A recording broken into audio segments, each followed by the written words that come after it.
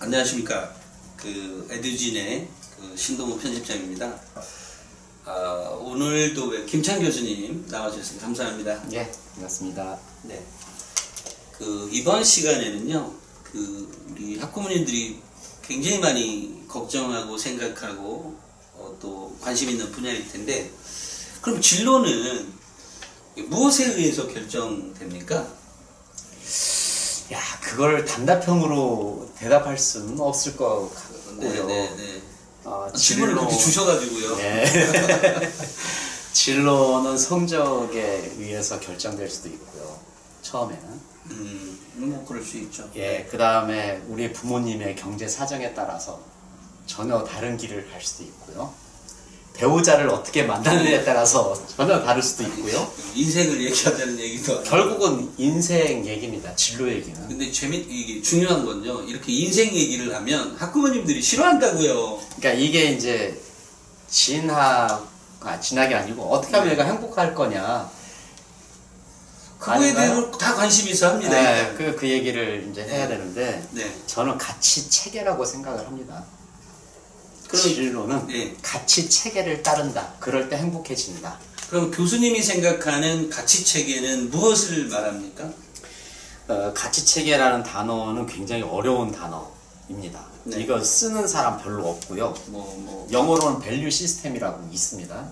밸류 시스템 이렇게 밸류 시스템이에요. 오케이. 이거 인사 쪽에서 그 책을 찾아보면 딱 한 반 페이지 정도 딱 언급하고 넘어가는데 회사에서는 절대 사용하지 않는 영역이고요. 이건 개인의 영역입니다. 그래서 회사는 되게 싫어하죠. 네. 자, 그럼 이게 가치 체계라는 게 뭐냐 이걸 설명하려고 그러면 먼저 가치부터 설명을 해야 돼요. 제가 단어 3개를 쓸 겁니다. 돌발 질문을 할게요.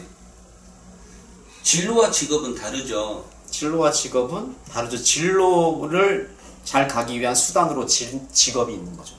그러면 진로는 우리가 첫 번째 시간에 이렇게 정의하셨죠? 태어나서 죽을 때까지의 초이스, 선택의 문제다. 예. 그러니까 직업은 늘상 바뀔 수 있죠, 그죠? 예. 그런 의미에서 본다면. 그럼 이 아이가 내가 도대체 왜 살아야 되는지에 대한 고민? 그것이 진로인 건가요?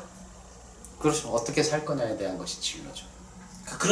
근데 그런 질문을 계속 던지라고 하는데 얘가 딴소리만 해요. 아이들이 보통 일반적인 학생들을 얘기합니다. 근데 아까 우리가 지난 시간에 얘기했던 영재학교나 아주 똑똑한 아이들이 정말로 있어요. 정말 놀랄 만큼. 깜짝깜짝 놀라죠. 같이 대화를 나누다 보면. 놀라요. 아니 도대체 얘는 뭘 배웠나 이러다 보면 역시 책을 많이 읽은 학생들. 그 다음에 고민도 많이 했던 것 같아요. 아이들을 보면 내가 왜 살아야 되는지에 대한 고민을 그렇게 어린 것들이 언제 해봤는지 모르지만 실제로 해봤던 것 느낌이 들 만큼 그런 게 있는데 얘기하다 보니 옆으로 샜어요. 어쨌든 진로의 어떤 의사결정 그 가치 체계에 대해서 좀 더 말씀해 주시죠. 지금 제가 3가지 단어를 사용을 할 텐데요. 상당히 혼란스러울 수 있습니다. 그래서 먼저 정의를 먼저 할게요. 가치라는 것은 굉장히 중립적인 단어입니다.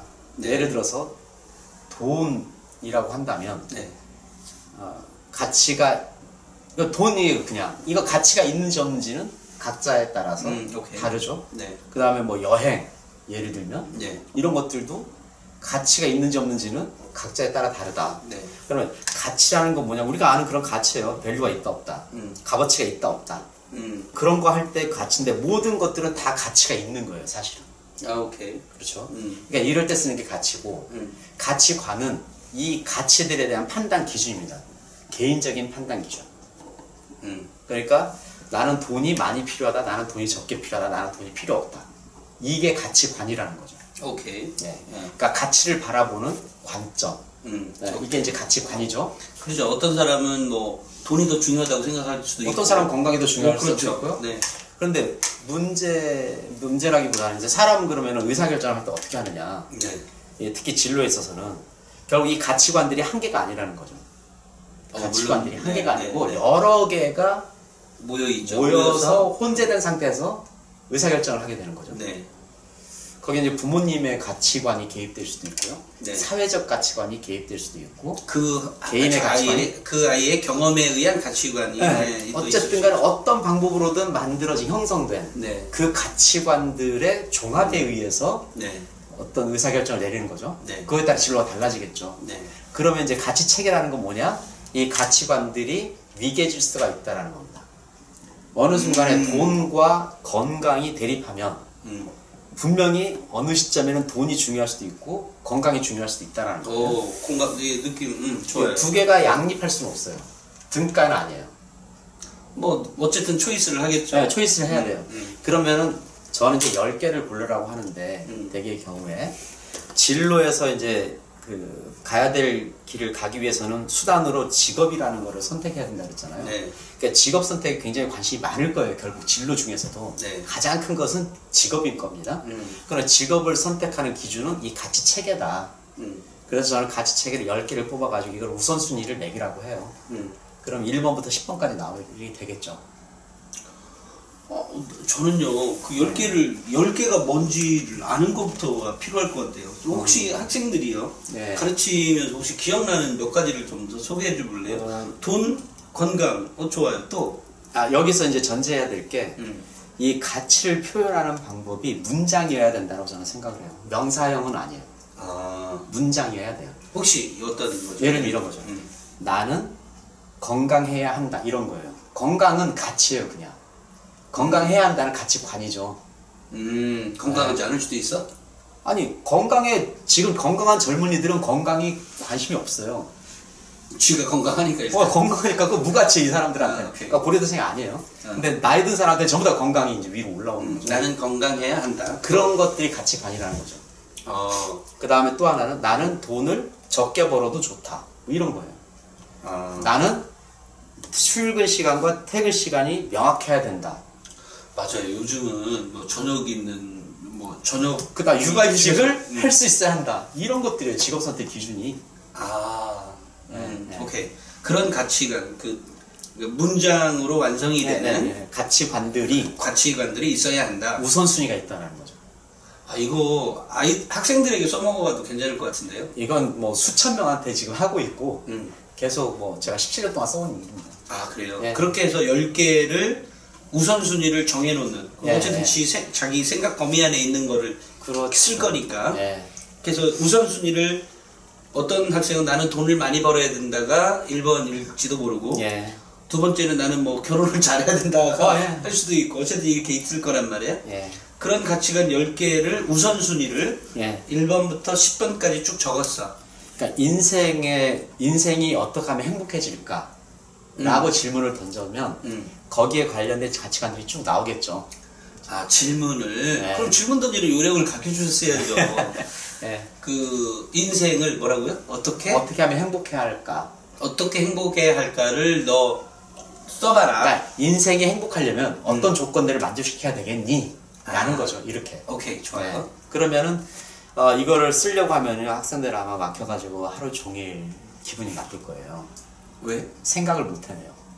저도 처음에 생각을 못 했는데 이렇게 얘기를 하다가 한마디 더 질문한 이후부터는 이제 생각이 막 났어요. 그래서 이렇게 보기를 줄 수도 있어요. 보기가 어디 있어요? 제 커리어 디자인이라는 책에 보면 제가 그런 108개를 뽑아놨어요. 커리어 디자인 책을 사봐야 되는 거예요? 안 사보고 할 수 있는 방법은 없어요? 그러니까 이렇게 하면 이제 만들어내야 돼요. 그냥 스스로. 오케이, 좋아요. 거기까지. 그래서 만들어내야 되는데 그렇게 하고 나서 이걸 우선순위를 주고요. 우선순위를 주고 내가 선택한 직업도 좋고 할 일도 좋고 그러니까 가치관 10개를 적어놨는데 웬 직업이 나와요? 이 가치관을 어디다 적용할 거냐 이거죠. 자, 인생은 이러면 행복해질 것 같아요. 오케이. 근데 뭐를 선택해야 이게 행복해질 거냐는 안 정해졌잖아요 지금. 그 선택이 직업이다? 그건 이제 직업으로 놓고 한번 따져보자요. 직업이 될 수도 있고요. 유학이 될 수도 있고 어떤 것인지는 모르겠어요. 예를 들어서 지금 내가 진학을 해야 되냐 아니면 취업을 해야 되냐. 이런 결정을 수 있어요. 그러면 그렇게 할 때 이제 세로 축에다가 가로축에다가 쫙 가치관을 깔고 세로 축에다가 그런 결정해야 될 것들을 깔고 점수를 매기는 거예요. 점수를 매기는 방법까지 여기서 설명하기에는 조금 괜찮을까요? 설명을 해볼까요? 길어요? 아니 길진 않아요. 한번 네. 가중치를 일단 매기는데 이게 가장 중요한 게 10점이고요. 그 다음 중요한 게 9점. 그렇게 해서 1점까지 내려옵니다. 10개니까. 오케이. 강제로 매기는 거죠. 그 다음에는 이 각각의 선택 옵션에 대해서 이 각 가치관의 만족도를 조사하는 거예요. 내가 A라는 옵션을 선택하면 가치관 첫 번째 것은 10점 만점에 몇 점, 두 번째 건 10점. 그러니까 그래서 10점에서 하의 점수를 매겼어요. 곱하기 가중치를 곱해요. 내가 매긴 점수하고 아까 매겼던 가중치하고. 그러니까 이걸 소개를 쭉 내면 맥시멈 550점이 나옵니다. 그러니까 다 10점을 주면 네. 550점. 잠깐만요. 그러면 여기에 이 지금 처음에 자기가 점수 준 거를 10점부터 1점까지를 주고 예. 그럼 거의 뭐 19, 8, 7 뭐 이렇게 나오는 거 아닙니까? 그거는 가중치요. 가중치고 내가 각각의 옵션별로 그 가치관 만족도를 조사할 때는 다 10점 만점에 그러니까 독립적이죠. 몇 점을 주든 어떤 건 6점도 주고 다 10점 만점을 주되 어떤 것은 뭐 6점, 7점 이런 식으로 줘라. 네, 그러니까 차별 점수가 생기죠. 그래서 곱하기를 하면 맥시멈이 550점인데. 그러니까 그 첫 번째 가치관에 제일 높았던 원래 점수 중에 제일 높았던 자기가 1번으로 올려놨던 거가 10점, 9, 8, 7 이렇게 해서 1을 줘서 곱하기를 하면 네. 맥시멈 550점이 나온다. 네, 그래서 평가는 400점 이상이 되면 무조건 해라. 그 선택을 해라. 그 직업 선택 옵션을 선택을 해라. 뭐 진학을 하든 아니면 뭐 현재 뭐 취업을 하든 이렇게 400점 이상이면 다 선택할 수 있는 거다. 근데 300점대가 되면 학생들은 좀 고민을 해야 될 것 같아요. 400점대가 넘는 건 없는지 찾아보면 좋겠다. 네, 그러니까 300점대 선택하기에는 이건 성인들한테는 필요해요. 성인들은 더 이상 옵션이 없으니까. 자, 그러면 이렇게 하기 전에 그럼 한 가지 더 혹시 이거가 있네요. 아까 그 원래 자기가 줬던 점수 곱하기 가중치 점수를 곱해서 400점, 300점 네, 합계를 내면 합계를. 네. 근데 그거를 그 가중치를 넣었을 때 아까 직업이라고 하는 요소, 예를 들어 그게 의사가 될 수도 있고 변호사 될 수도 있고 또는 뭐 엔지니어가 될 수도 있는데 그거에 맞는 점수니까 그게 만약에 내 욕구를 채워줄 수 있는 그 엔지니어를 할 수 있는 욕구를 채워줄 수 있는 게 400점 이상이 되면 아까 곱하기 했던 게 400점 이상이 되면 너가 선택했던 그 길을 계속 탐색을 해. 가도 좋겠다. 가도 좋겠다. 일단은 그런 의견이라는 거죠. 이 결과가. 네. 이건 어디서 왔냐면요. 합리적 의사결정 방법론 경영학에서 온 거예요. 원래 경영에서 누가 만든 거예요? 100년 전에도 더 만들어진 거예요. 지금 이렇게 쓰는 이렇게 그러니까 그걸 응용한 거죠. 지금 우리 김 교수님이 응용했다. 응용한 거죠. 그러니까 들어가는 변수를 다른 걸로 바꾼 거지. 이 매트릭스 자체는 100년 이상 된 거라고 알고 있어요. 그래요. 그러니까 회사에서도 마찬가지로 그렇게 찾는다 이 말이네요. 그렇게 해서 찾으면 되고요. 네. 300점 미만은 버려라. 제 제안은 그거예요. 너가 설령 그거를 내가 하고 싶은 직업은 따로 있을 수 있어요, 그죠? 네. 그 직업을 대입을 했는데 그 직업이 그렇게 해서 점수가 아까처럼 400점 미만이 나오면 300점 미만. 300점 미만이면 아예 생각도 하지 마라. 생각도 하지 말고 다른 것을 찾는 게 좋겠다. 그런 실제로 학생들을 해보니까요. 물론 한양대학 학생들을 가지고 했을 텐데 실제로 그렇게 300점 미만대가 애들이 나오는 게 있던가요? 나오는 게 있습니다. 부모님이 원하는 직업을 넣어서 했을 때 그게 더 높게 나오고 자기가 생각했던 게 더 낮게 나오는 경우도 있어요. 강국에. 아니 그러면 그게 학생 수가 100명이라면 한 몇 퍼센트 정도 비율로라고 하면 한 10% 정도? 그렇게나 많이? 네. 그러니까 생각하고 있는 게 왜 그러냐면 모른다라는 거죠. 그리고 이런 경우가 있어요. 점수가 낮아요. 이유를 물어보면 직업에 대해 잘 모르는 거예요. 그럼 그때부터 알겠어요. 공부가 되는 거예요. 알겠어요. 여기까지만 오늘 여기까지만 해도 되죠. 그리고 제가 마지막으로 왜 제가 몇 번 질문 드렸었잖아요. 아이들 중에 자기 진로를 제가 수업 시간에도 가본 적이 있습니다. 우리 김 교수님 예전에 갔었잖아요. 그래서 가서 수업 시간에 참관도 해보고 실제로 하는 걸 봤는데 보면서 제가 나오면서 이런 질문을 던졌습니다.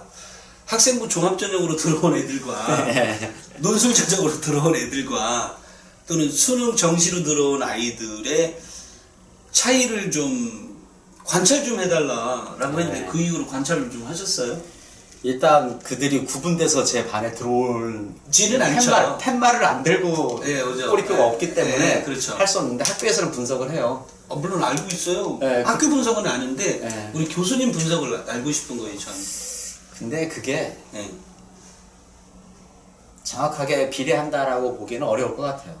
자, 오늘도 말씀 나눠주셔서 감사를 드립니다. 자, 오늘 시청해주신 분들께 감사를 드립니다. 감사합니다. 네, 감사합니다.